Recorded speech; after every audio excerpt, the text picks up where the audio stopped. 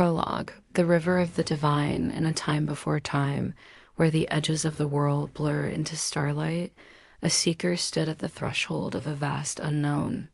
Her heart thrummed with a question older than her bones. Asterisk, what is the divine, and why does it speak in so many tongues? She had heard whispers of it in songs, in silences, in the rustle of leaves and the weight of sacred books.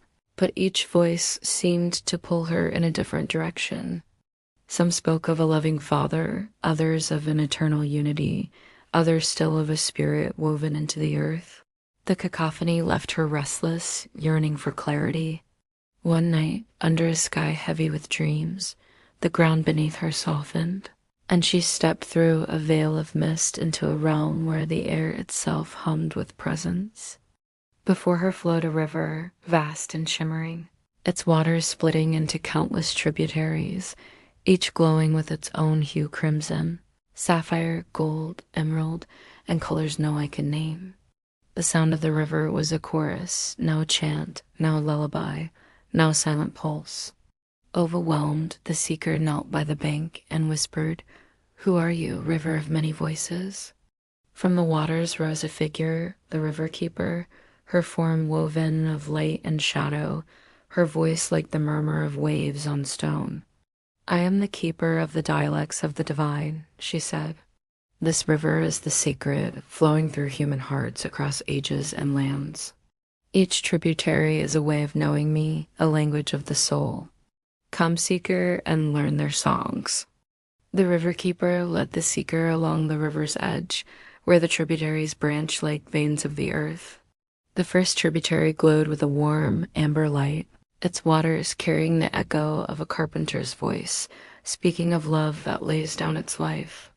The seeker dipped her hands into the flow, and visions filled her mind. A table where bread was broken, a cross raised against a stormy sky, hearts lifted in song within stone walls. The water tasted of forgiveness, and she felt a weight lift from her chest. The next tributary shimmered like a desert night, its current steady and rhythmic, chanting words of surrender to a singular truth. As the seeker touched it, she saw domes piercing the sky, hands raised in prayer 5 times a day, and pages of a book that burned with divine clarity. The water was cool, grounding, and it whispered of unity that binds all things. A third tributary danced with 1,000 colors, its surface rippling with laughter and the clink of bells.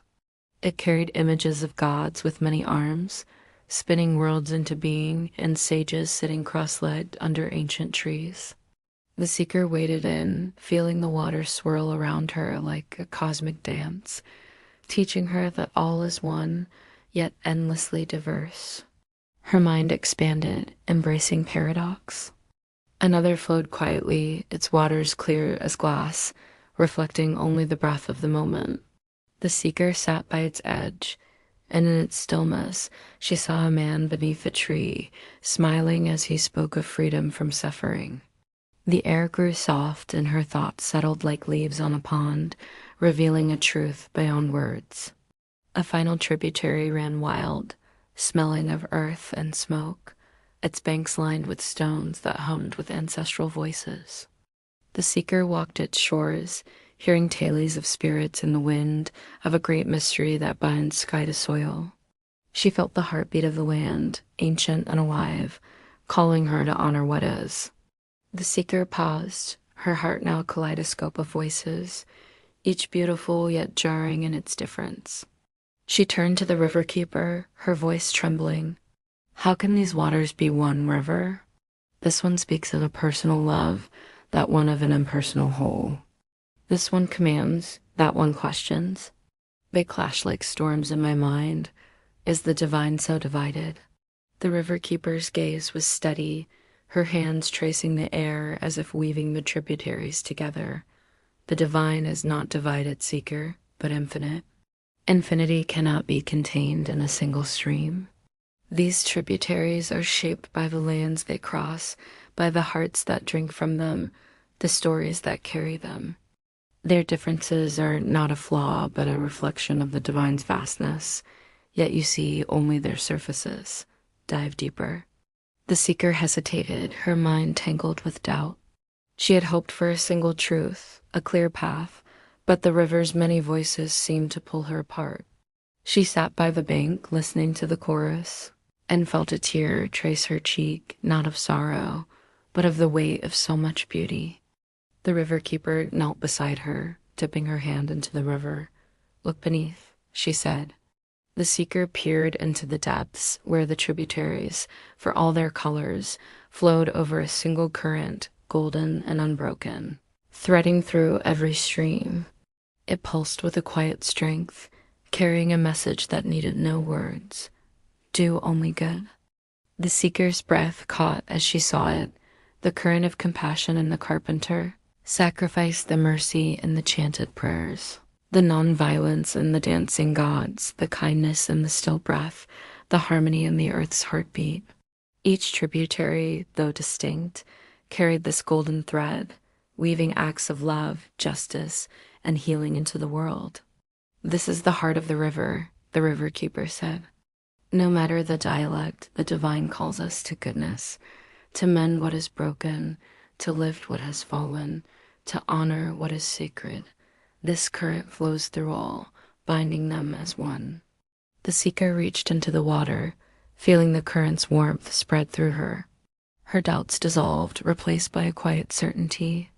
The tributaries were not rivals, but siblings, each singing the divine in its own voice, yet all joined by the same purpose.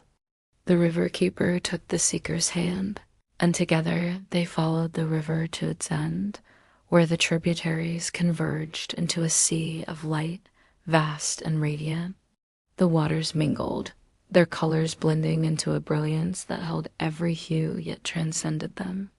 The chorus of voices became a single harmony, not erasing their differences, but celebrating them in unity. The seeker's heart soared, filled with an elation that felt like flight. She saw visions in the sea, hands clasping across divides, meals shared under open skies, wounds healed by gentle words. She saw the golden current flowing through every act of goodness, from the smallest kindness to the greatest sacrifice. The divine was not a distant throne, but a living presence, woven into every heart that chose to do good. The river keeper placed the vial of the sea's water in the seeker's hands. "Carry this," she said. "Let it remind you that every dialect of the divine is a note in the same song. Sing it in your own way, but always with goodness." The seeker stepped back through the veil, the vial warm against her chest. The world awaited, with its clamor and its quiet, its pain and its promise. But now she saw it differently, not as a maze of conflicting voices, but as a river of many streams, all flowing toward the same sea. With each step, she vowed to listen, to learn, and to do only good.